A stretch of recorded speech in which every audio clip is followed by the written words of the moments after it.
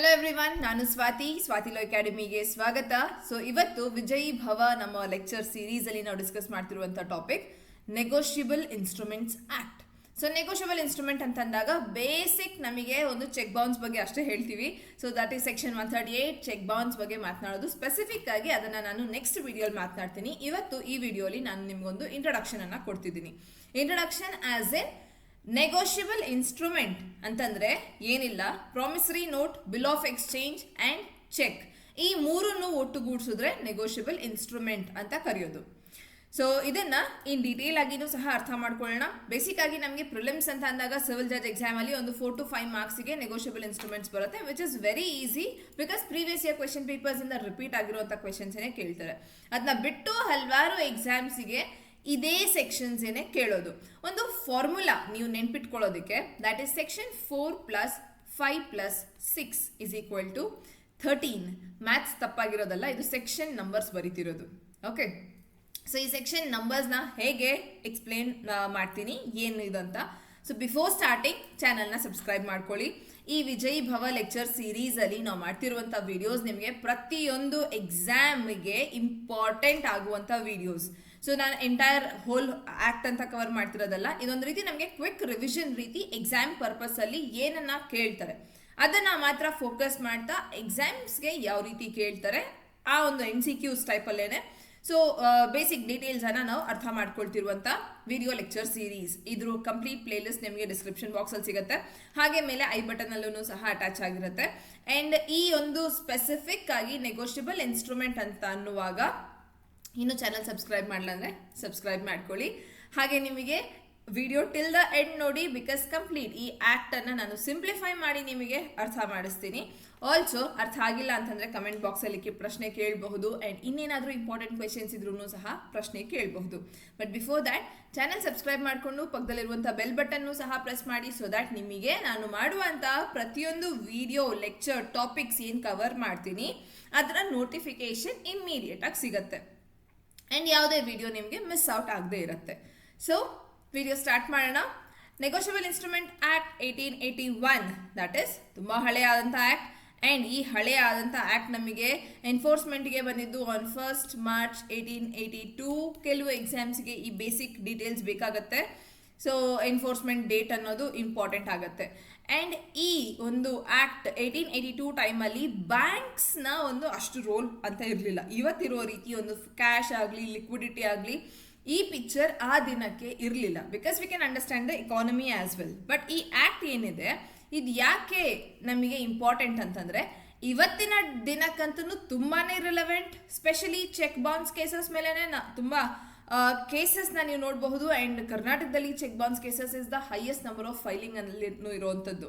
So check bounce section 138 ಇಂದ 148 total ಈ ಒಂದು ಆಕ್ಟ್ ಅಲ್ಲಿ 17 ಚಾಪ್ಟರ್ಸ್ ಇದಾವೆ. 138 to 148 ಸ್ಪೆಸಿಫಿಕ್ ಆಗಿ ಆಮೇಲಿಂದ ಬಂದಿರೋದು.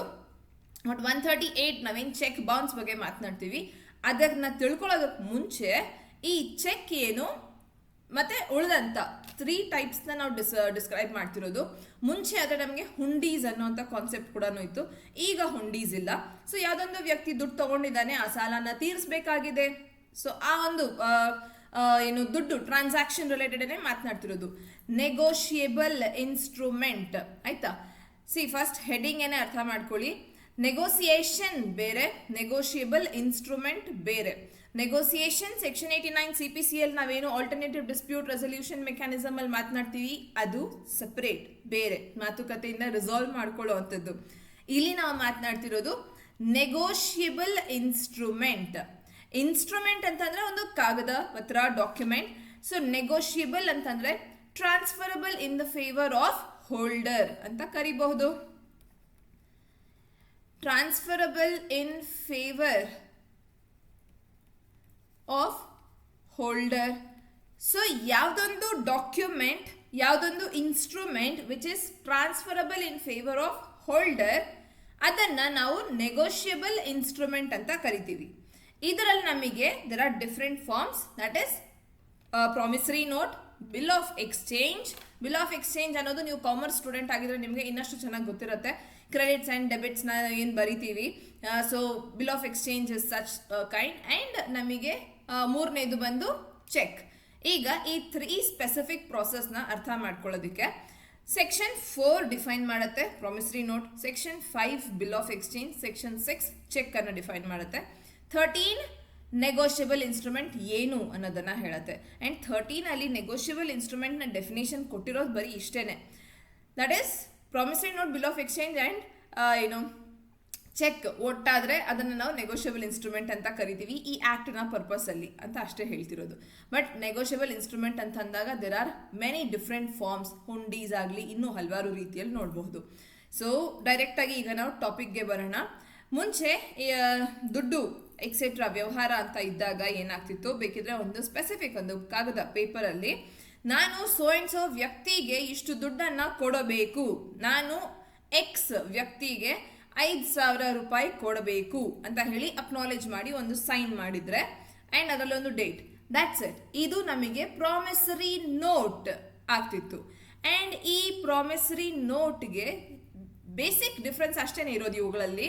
ಇದೇನು ಬೇಸಿಕ್ ಡಿಫ್ರೆನ್ಸ್ ಅಂತಂದರೆ, ಚಾಪ್ಟರ್ 2 ಡಿಸ್ಕಸ್ ಮಾಡ್ತಿದ್ದೆ notes, bill of exchange and cheques ಬಗ್ಗೆ. ಪ್ರಾಮಿಸರಿ ನೋಟ್ ಅಟ್ ಈಸ್ ಒಂದು ಪೇಪರಲ್ಲಿ ನಾನು ಅಕ್ನಾಲೇಜ್ ಮಾಡ್ತಿರೋದು. ಆ ಪೇಪರ್ ಬಾಂಡ್ ಪೇಪರ್ ಆಗಿರಬೇಕು, ಅದು ಇದು ಅಂತಲ್ಲಿ ಏನಿಲ್ಲ, ಒಂದು ನಾರ್ಮಲ್ ಇದರಲ್ಲೂ ಸಹ ಐ ಆಮ್ ಅಂಡರ್ಟೇಕಿಂಗ್ ಅಥವಾ ಅಕ್ನಾಲೇಜ್ ಮಾಡ್ತಿದ್ದೀನಿ ದಟ್ ನಾನು ಎಕ್ಸ್ ವ್ಯಕ್ತಿಗೆ ಇಷ್ಟು ದುಡ್ಡನ್ನು ಕೊಡಬೇಕು. That is promissory note. It is an unconditional undertaking. So ಇನ್ನೊಂದು ನಿಮಗೆ ಗೊತ್ತಿರಬೇಕು ಇಂಪಾರ್ಟೆಂಟ್ ಏನಂತಂದರೆ, ನೆಗೋಷಿಯಬಲ್ ಇನ್ಸ್ಟ್ರೂಮೆಂಟ್ ಆ್ಯಕ್ಟ್ ಏನಿದೆ ಇದರಲ್ಲಿ ಎವಿಡೆನ್ಸ್ ಆ್ಯಕ್ಟ್ನ ಕಾನ್ಸೆಪ್ಟ್ ಕೂಡ ಸಹ ಕಾಣಬಹುದು. That is about rule of presumption and rule of estoppel. Okay, ಇಲ್ಲಿ ಯಾರ ಹತ್ರ ರೂಲ್ ಆಫ್ ಪ್ರಿಸಂಪ್ಷನ್ ಅಪ್ಲೈ ಆಗುತ್ತೆ, ಸೇಯಿಂಗ್ ದಟ್ ಈ ಪೇಪರ್ ಯಾರ ಕೈಯಲ್ಲಿದೆ ಆ ವ್ಯಕ್ತಿಗೆ ಆ ದುಡ್ಡು ಸೇರೋದು ಅಂತ ಹೇಳಿ ಒಂದು ಪ್ರಿಸಂಪ್ಷನ್ ರೈಸ್ ಆಗುತ್ತೆ. ಓಕೆ, ಈಗ ನಾನು ಎಕ್ಸ್ ವ್ಯಕ್ತಿ ಹೆಸರು ಬರ್ದಿಲ್ಲ, ಐ ಅಂಡರ್ಟೇಕ್ ಅಥವಾ I acknowledge to pay ₹500 to you ಅಂತ ಬರೆದ್ರೆ, ಟು ಯು ಇದ್ದಾಗ ಸ್ಪೆಸಿಫಿಕ್ ಇಲ್ಲ ಹೆಸರು, ನಾನು ಆ ಕಾಗದ ಪತ್ರ ಯಾರ ಹತ್ರ ಇದೆ ಅದು ಅವರಿಗೆ ಸೇರುತ್ತೆ ಅನ್ನೋ ರೀತಿನೂ ಸಹ ಆಗುತ್ತೆ. See you can read promissory ನೋಟ್ಗೆ ವ್ಯತ್ಯಾಸ ಏನು ಅಂತಂದರೆ, ನಾನು ನಿಮಗೆ ಡೈರೆಕ್ಟಾಗಿ ಒಂದು ಪೇಪರನ್ನು ಕೊಟ್ಟಿರೋದು, it's an undertaking which is unconditional undertaking. ಯಾವುದೇ ಕಂಡೀಷನ್ ಅಪ್ಲೈ ಮಾಡೋಕ್ಕಾಗೋದಿಲ್ಲ ದಟ್ ಈ ಥರ ಮಳೆ ಬಿದ್ದರೆ ನೀವು ಕೊಡಬೇಕು. ಈಗ ನಾವು ಕಾಂಟ್ರಾಕ್ಟ್ ಆ್ಯಕ್ಟ್ನ ರೀತಿ ಇದನ್ನು ಕನ್ಸಿಡರ್ ಮಾಡಬಹುದು. ಕಾಂಟ್ರಾಕ್ಟ್ ಆ್ಯಕ್ಟ್ 3 ಸ್ಟೇಜಸಲ್ಲಿ ನಡೆಯುತ್ತೆ. ಕಾಂಟ್ರಾಕ್ಟ್ ಅನ್ನೋದು ಫಸ್ಟ್ ಫಾರ್ಮೇಷನ್, ಕಾಂಟ್ರಾಕ್ಟ್ ಮಾಡ್ಕೊಳ್ತೀವಿ ಎರಡೂ ಪಾರ್ಟೀಸ್. ಸೆಕೆಂಡ್, ಆ ಕಾಂಟ್ರಾಕ್ಟ್ನ ಪರ್ಫಾರ್ಮ್ ಮಾಡ್ತೀವಿ. ಥರ್ಡ್, ಆ ಕಾಂಟ್ರಾಕ್ಟ್ನ ನಾವು ಡಿಸ್ಚಾರ್ಜ್ ಮಾಡ್ತಿರೋವಂಥದ್ದು. ಈಗ ಇಲ್ಲೂ ಸಹ ಸೇಮ್. ಫಸ್ಟ್ ಥಿಂಗ್, ನಾವು ಈ ಒಂದು ಪೇಪರ್ ಎಕ್ಸೆಟ್ರಾ ಏನಿದೆ ಫ್ರೇಮ್ ಮಾಡ್ತಿರೋವಂಥದ್ದು. ಸೆಕೆಂಡ್ ವುಡ್ ಬಿ ಅದನ್ನು ನಾವು ಆಪರೇಟಿವ್ ಪಾರ್ಟಿಗೆ ಬರುತ್ತೆ. ಆ್ಯಂಡ್ ಥರ್ಡ್ ಅದನ್ನ ಡಿಸ್ಚಾರ್ಜ್ ಮಾಡ್ತಿರೋದು. ಹೇಗೆ ಅಂತಂದರೆ, promissory note is an instrument in writing. First thing clear, ನಾನು ಬರ್ದು ಕೊಡ್ತಿದ್ದೀನಿ ಅಂತ ಹೇಳಿದೆ. Not being a bank note. Bank note currency note ಬೇರೆ, ಆಯಿತಾ. ಬ್ಯಾಂಕ್ ನೋಟ್ ಬ್ಯಾಂಕಿಂದ ಒಂದು ಸ್ಪೆಸಿಫಿಕ್ ಆದಂಥ ಅಕ್ನಾಲೇಜ್ಮೆಂಟ್ ಇಶ್ಯೂ ಆಗುತ್ತೆ, ಅದಲ್ಲ ಇದು. ಹಾಗೆ ಕರೆನ್ಸಿ ನೋಟು ಅಲ್ಲ. ಕರೆನ್ಸಿ ನೋಟ್ ಅಂತಂದರೆ ನಮ್ಮ ನೋಟ್, ಈ ನಾವು ದುಡ್ಡು ಇದು ಮಾಡ್ತೀವಿ ಅದನ್ನು ಕರೆನ್ಸಿ ನೋಟ್ ಅನ್ನೋದು. ಕರೆನ್ಸಿ ನೋಟ್ ಬೇರೆ, ಬ್ಯಾಂಕ್ ನೋಟ್ ಬೇರೆ, ಪ್ರಾಮಿಸರಿ ನೋಟ್ ಬೇರೆ. ಪ್ರಾಮಿಸರಿ ನೋಟ್ ಪಿ ನೋಟ್ ಅಂತ ಹೇಳ್ಬಹುದು. ಹೆಚ್ಚಿಗೆ ಇದು ನಿಮಗೆ ಬಿಸ್ನೆಸ್ ಇದರಲ್ಲಿ ಯೂಸ್ ಆಗುತ್ತೆ ಪಿ ನೋಟ್ಸ್ ಅನ್ನೋದು. ಸೊ ಪಿ ನೋಟ್ ಅಂತಾನು ಹೇಳ್ತೀವಿ. Containing unconditional undertaking. ಅಂಡರ್ಟೇಕಿಂಗ್ ನಾನು ಅಂಡರ್ಟೇಕ್ ತಗೊಳ್ತಿರೋವಂಥದ್ದು ಆ್ಯಂಡ್ ಇದರಲ್ಲಿ ಯಾವುದೇ ಕಂಡೀಷನ್ಸ್ ಅಪ್ಲೈ ಇಲ್ಲ. ಸೈನ್ಡ್, ನಿಮಗೆ ಎಕ್ಸಾಮ್ಗೆ ಇಂಪಾರ್ಟೆಂಟ್ ಏನಂತಂದರೆ basic difference. This is unconditional undertaking. ಇನ್ನೊಂದು ಅನ್ಕಂಡೀಷನಲ್ ಆರ್ಡರ್, ಆಯಿತಾ. ಬಿಲ್ ಆಫ್ ಎಕ್ಸ್ಚೇಂಜ್ ಅನ್ನೋದು ಅನ್ಕಂಡೀಷನಲ್ ಆರ್ಡರ್. ಸೊ ಹಾಗಾಗಿ these are the key differences, ನೆನ್ಪಿಟ್ಕೊಳ್ಳಿ. Signed by the maker, that is ನಾನು ನಿಮಗೆ ಬರ್ಕೊಡ್ತಿದ್ದೀನಿ ಅಂತಂದಾಗ ನಂದು ಇಲ್ಲಿ ಸಿಗ್ನೇಚರ್ ಇರುತ್ತೆ. To pay a certain sum. Sum should be always certain. ಯಾವುದೇ ಒಂದು ನೀವು ಟ್ರಾನ್ಸಾಕ್ಷನ್ ಬಗ್ಗೆ ಮಾತನಾಡುವಾಗ ನೆನಪಿರಲಿ, ಸರ್ಟೈನ್ ಅಂತಂದರೆ ಒಂದು ಸ್ಪೆಸಿಫಿಕ್. 5,015 ರೂಪಾಯಿ, ಸುಮಾರು 5,000 ಅಂತ ಅಲ್ಲ, ಅಪ್ರಾಕ್ಸ್ ಇಷ್ಟು ಅಂತ ಅಲ್ಲ, ಎಕ್ಸಾಕ್ಟ್ ಎಷ್ಟು, ಸುಮಾರು 5,000 ಅಂತಂದರೆ ನಡೆಯೋದಿಲ್ಲ. ಸೊ 5,051 ರೂಪೀಸ್, ಆಯಿತಾ. Certain sum, exact of money, ದುಡ್ಡಿನ ಬಗ್ಗೆನೇ ನಾವು ಮಾತಾಡ್ತಿರೋದು ಓನ್ಲಿ, ಆಯಿತಾ, ದುಡ್ಡು ಅಷ್ಟೇ. To or to the order of certain person or to the bearer of the instrument. See, ಇದರ್ ಆ ಸ್ಪೆಸಿಫಿಕ್ ವ್ಯಕ್ತಿ, ನಾನು ಹೆಸರು ಬರೆದಿದ್ದೀನಿ ಅಂತಂದ್ರೆ ಆ ವ್ಯಕ್ತಿಗೆ, ಇಲ್ಲಿ important to the bearer of instrument ಅಂತಂದ್ರೆ ಯಾರ ಹತ್ರ ಈ ಇನ್ಸ್ಟ್ರೂಮೆಂಟ್, ಈ ಡಾಕ್ಯುಮೆಂಟ್, ಈ ಕಾಗದ ಇದೆ ಅವರಿಗೆ ನಾನು ದುಡ್ಡು ಕೊಡ್ತೀನಿ ಅಂತ ಆಗತ್ತೆ. ಕ್ಲಿಯರ್? ಸೊ ಅದ್ರಲ್ಲಿ ನಾನು ಹೆಸರು ಬರ್ದಿಲ್ಲ, ಅದು ಯಾರ ಹತ್ರ ಆದ್ರೂ ಆಗಿರಬಹುದು, ಯಾರಾದ್ರೂ ನಿಮ್ಮ ಹತ್ರದಿಂದ ಕಳ್ತನೂ ಮಾಡ್ಕೊಂಡಿರಬಹುದು. ರೂಲ್ ಆಫ್ ಪ್ರಿಸಂಪ್ಷನ್ ಅಪ್ಲೈ ಆಗುತ್ತೆ ದಟ್ ಯಾರ ಹತ್ರ ಆ ಪೇಪರ್ ಇದೆ ಅವರಿಗೆ ನಾನು ದುಡ್ಡು ಕೊಡಬೇಕು. ಯಾರ್ದು ಸಿಗ್ನೇಚರ್ ಇದೆ, ನನ್ನ ಸಿಗ್ನೇಚರ್ ಇದೆ, ನಾನು ದುಡ್ಡು ಕೊಡಬೇಕು. This is it.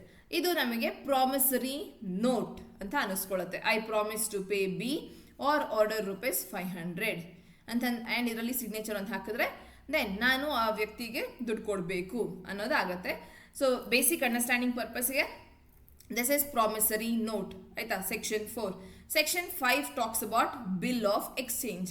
ಸೊ ಅಲ್ಲಿ ಏನು ಹೇಳಿದ್ವಿ? Unconditional undertaking. ನಾನು ಅಂಡರ್ಟೇಕಿಂಗ್ ತಗೊಳ್ತಿದ್ದೀನಿ, ಅಕ್ನಾಲೆಜ್ ಮಾಡ್ತಿದ್ದೀನಿ.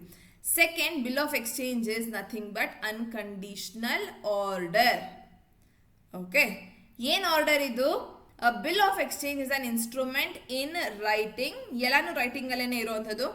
Containing an unconditional order signed by the maker. ನಂದು ಸಿಗ್ನೇಚರ್ ಇರುತ್ತೆ. Directing a certain person to pay. ಈಗ ಒಂದು ಚಿಕ್ಕದಾದಂಥ ಫ್ಲೋ ಚಾರ್ಟ್. ಸಿ, ಏನು, ನಾನು ಇವಾಗ ನಿಮಗೆ ಐ ಆಮ್ ಸ್ವಾತಿ, ಆಯಿತಾ, ಡೈರೆಕ್ಟಾಗಿ ಕೊಡೋದು ಪ್ರಾಮಿಸರಿ ನೋಟ್.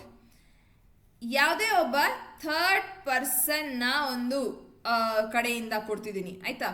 ಒಂದು ಎಕ್ಸ್ ವ್ಯಕ್ತಿಗೆ ಹೇಳ್ತಿದ್ದೀನಿ ದಟ್ ನೀನು ವೈಗೆ ದುಡ್ಡು ಕೊಡು, ದೆನ್ ಇದು ನಮಗೆ ಬಿಲ್ ಆಫ್ ಎಕ್ಸ್ಚೇಂಜ್ ಆಗುತ್ತೆ. ಅದೇ ನಾನೊಂದು ಬ್ಯಾಂಕ್ಗೆ ಆದೇಶ ಮಾಡ್ತಿದ್ದೀನಿ ದಟ್ ನೀನು ವೈಗೆ ದುಡ್ಡು ಕೊಡು, ಸ್ವಾತಿ ವೈಗೆ ದುಡ್ಡು ಕೊಡ್ತೀನಿ ಅಂತ ಹೇಳಿ ಅಂಡರ್ಟೇಕಿಂಗ್ ತಗೊಂಡಿರೋದು ಪ್ರಾಮಿಸರಿ ನೋಟ್. ಸ್ವಾತಿ ಎಕ್ಸ್ಗೆ ಹೇಳ್ತಿದ್ದಾಳೆ ವೈಗೆ ದುಡ್ಡು ಕೊಡು ಅಂತ, ದೆನ್ ಅದು ಬಿಲ್ ಆಫ್ ಎಕ್ಸ್ಚೇಂಜ್. ಅದೇ ಒಂದು ಬ್ಯಾಂಕ್ಗೆ ನಾನು ಆದೇಶ ನೀಡ್ತಿದ್ದೀನಿ, ಆರ್ಡರ್ ಮಾಡ್ತಿದ್ದೀನಿ ವೈಗೆ ದುಡ್ಡು ಕೊಡಿ ಅಂತ, ದೆನ್ ಅದನ್ನು ನಾವು ಚೆಕ್ ಅಂತ ಕರಿತೀವಿ. ಇದಂತೂ ಅರ್ಥ ಆಗಿರುತ್ತೆ ನಿಮಗೆ ಡೈರೆಕ್ಟಾಗಿ, ಬಿಕಾಸ್ ಒಂದು ಥರ್ಡ್ ಪಾರ್ಟಿ ಇಂಟರ್ಫಿಯರೆನ್ಸ್ ಬರ್ತಿದೆ, ದೆನ್ ಅದು ಬಿಲ್ ಆಫ್ ಎಕ್ಸ್ಚೇಂಜ್ ಅಥವಾ ಚೆಕ್ ಆಗುತ್ತೆ. ಚೆಕ್ ಅಂತಂದಾಗ ಬ್ಯಾಂಕ್ ಇನ್ವಾಲ್ವ್ ಆಗ್ತದೆ. ಅದೇ ಬಿಲ್ ಆಫ್ ಎಕ್ಸ್ಚೇಂಜ್ ಅನ್ನುವಾಗ ಯಾರಾದರೂ ಒಂದು ಥರ್ಡ್ ಪಾರ್ಟಿ ಪರ್ಸನ್ ಬರ್ತಾರೆ, ಆಯಿತಾ. ನನ್ನ ಮ್ಯಾನೇಜರ್ ಆಗಬಹುದು, ನನ್ನ ಏಜೆಂಟ್ ಆಗಬಹುದು, ಅಥವಾ ನನ್ನ ಕಡೆಯಿಂದ ಇನ್ಯಾರಿಗೋ ನಾನು ನನ್ನ ಫ್ರೆಂಡ್ ಆಗಿರ್ಬೋದು, ಅವ್ರಿಗೆ ದುಡ್ಡು ಕೊಡಿ ಅಂತ ಹೇಳ್ಬಹುದು, ಎಕ್ಸೆಟ್ರಾ ಎಕ್ಸೆಟ್ರಾ. ಬಟ್ ಎಲ್ಲಾನು ರೈಟಿಂಗಲ್ಲಿರುತ್ತೆ. ಅನ್ಕಂಡೀಷನಲ್ ಆರ್ಡರ್, ನಾನು ಆರ್ಡರ್ ಮಾಡ್ತಿರೋದು, ನಾನು ಕೊಡ್ತೀನಿ ಅಂತ ನಾನು ಇಲ್ಲಿ ಸೈನ್ ಹಾಕಿರೋದಲ್ಲ, ನಾನು ಇನ್ನೊಬ್ಬ ಈ ವ್ಯಕ್ತಿಗೆ, ಎಕ್ಸ್ ವ್ಯಕ್ತಿಗೆ ನಾನು ಆರ್ಡರ್ ಮಾಡ್ತಿದ್ದೀನಿ that directing a certain person. Certain person ಅಂತಂದರೆ ಸ್ಪೆಸಿಫಿಕ್ ವ್ಯಕ್ತಿ, ಎಕ್ಸ್ ಒಬ್ಬ ಸ್ಪೆಸಿಫಿಕ್ ವ್ಯಕ್ತಿ, to pay a certain sum. Certain ಅಂತ ಇದೆ ಅಂದರೆ ಸ್ಪೆಸಿಫಿಕ್. ಅನ್ಸರ್ಟೈನ್ ಅಂತಂದರೆ ಅನ್ಸರ್ಟಿನಿಟಿ ಅಂತಂದಾಗ ನಮಗೆ ಅದು ಯಾರು ಅಂತ ಗೊತ್ತಿಲ್ಲ, ಎಷ್ಟು ಅಮೌಂಟ್ ಅಂತ ಗೊತ್ತಿಲ್ಲ, ಆ ಕಂಡೀಷನಲ್ಲಿ ಅನ್ಸರ್ಟೈನ್ ಅಂತ ಬರುತ್ತೆ. Of to pay a certain sum of money only to or to the order of a certain person or to the bearer of instrument. So ಯಾರ ಹತ್ರ ನಾನು ಸೈನ್ ಮಾಡಿಕೊಟ್ಟಂಥ ಬಿಲ್ ಆಫ್ ಎಕ್ಸ್ಚೇಂಜ್ ಇದೆ, ಸೊ ನಾನಿವಾಗ bill of exchange ಕೊಟ್ಟಿದ್ದೀನಿ ವೈಗೆ, but ಆ bill of ಎಕ್ಸ್ಚೇಂಜಲ್ಲಿ ಏನು ಬರ್ತೀನಿ ಅಂತಂದರೆ ನೀನು ಇವನ ಹತ್ರ ದುಡ್ಡು ತಗೋ ಅಂತ, ಆ್ಯಂಡ್ ಅದರಲ್ಲಿ ನಾನು ಆರ್ಡರ್ ಮಾಡಿದ್ದೀನಿ ಅದೇ ವ್ಯಕ್ತಿ ಎಕ್ಸ್ಗೆ, ಏನಂತಂದರೆ ಇವನು ಬಂದಾಗ ನೀನು ಅವನಿಗೆ ದುಡ್ಡು ಕೊಡಬೇಕು ಅನ್ನೋದು. ಕ್ಲಿಯರ್? ಸೊ ಇವನಿಗೆ ನಾನು ಬಿಲ್ ಆಫ್ ಎಕ್ಸ್ಚೇಂಜ್ ಕೊಟ್ಬಿಟ್ಟು ಹೋಗಿ ಅವನ ಹತ್ರ ತಗೋ ಅಂತ ಹೇಳಿದ್ದೀನಿ ಅಂತಂದರೆ ಅದರಲ್ಲಿ ಆರ್ಡರ್ ಮಾಡಿರೋದು ನಾನು ಅನ್ಕಂಡೀಷನಲ್ ಆರ್ಡರ್, ಇದು ಯಾರ ಹತ್ರ ಇದೆಯೋ ಅವರಿಗೆ ನೀನು ದುಡ್ಡು ಕೊಡು ಅಂತ ಹೇಳಿ. ಸೇಮ್ ಇವಾಗ ನೀವು ಲ್ಯಾಂಗ್ವೇಜ್ ಚೇಂಜ್ ಆಗುತ್ತೆ ನೋಡ್ಬೋದು. ಚೆಕ್ಕಲ್ಲಿ cheque is nothing but cheque is a bill of exchange. Clear? First ಲೈನಲ್ಲಿ ಅದು ಕ್ಲಿಯರ್ ಮಾಡ್ತಿದೆ ನಿಮಗೆ.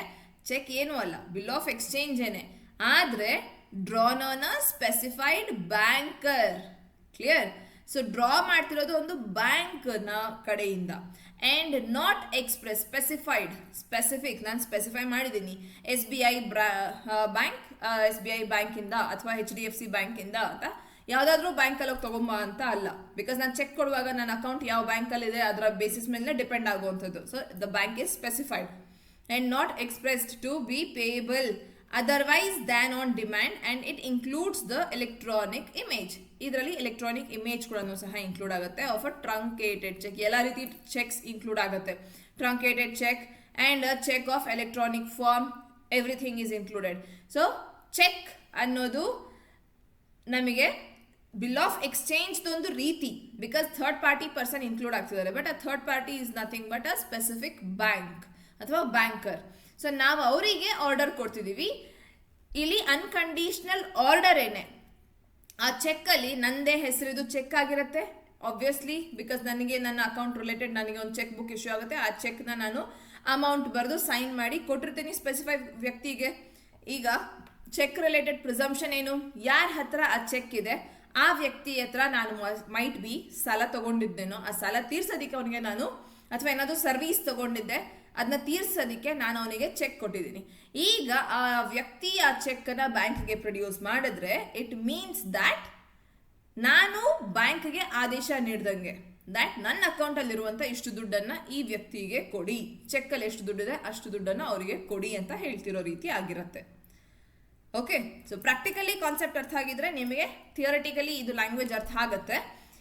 ಓನ್ಲಿ ಥಿಂಗ್, ಇಲ್ಲಿ ಒಬ್ಬ ಎಕ್ಸ್ ವ್ಯಕ್ತಿ ಆಗಿರಬಹುದು, ಕಂಪನಿ ಆಗಿರಬಹುದು, ಅಥವಾ ಬೇರೆ ಯಾರಾದ್ರೂ ಸಹ, ಇಲ್ಲಂತೂ ಬ್ಯಾಂಕೇನೆ ಆಗಿರುತ್ತೆ. ಆ್ಯಂಡ್ ಅನದರ್ ಕೀ ಡಿಫ್ರೆನ್ಸಸ್, ನಮಗೆ ಪ್ರಾಮಿಸರಿ ನೋಟಿಸ್ ಅನ್ಕಂಡೀಷನಲ್ ಅಂಡರ್ಟೇಕಿಂಗ್, ನಾನು ಕೊಡ್ತೀನಿ ಅಂತ undertaking. But bill of exchange and cheque ಯಾವ ರೀತಿ ಇರುತ್ತೆ ಅಂತಂದರೆ, ನಾನು ಇನ್ನೊಬ್ಬ ವ್ಯಕ್ತಿಗೆ ನಿರ್ದೇಶನ ನೀಡ್ತಿದ್ದೀನಿ, ಆರ್ಡರ್ ಮಾಡ್ತಿದ್ದೀನಿ, ಅನ್ಕಂಡೀಷನಲ್ ಆರ್ಡರ್, ದಟ್ ಇದು ಯಾರ ಹತ್ರ ಇದೆಯೋ ಅವ್ರಿಗೆ ನೀವು ದುಡ್ಡು ಕೊಡಿ ಅಂತ ಹೇಳಿ. ಬೇಸಿಕ್ ಅಷ್ಟೇ, ಇನ್ನೇನು ಇಲ್ಲ. ಕ್ಲಿಯರ್?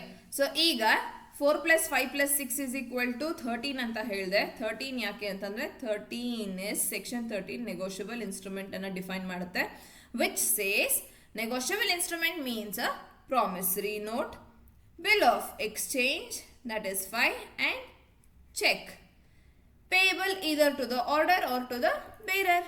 Simple. ಇಷ್ಟೇನೆ. ಈ ಒಂದು ಸ್ಪೆಸಿಫಿಕ್ ಪರ್ಪಸ್ಸಿಗೆ ನಾನು ಹೇಳಿದ್ದು ದಟ್ 3 + 4 + 5 = 13, ಐ ಮೀನ್ 4 + 5 + 6 = 13 ಅಂತ ಹೇಳಿದ್ದು.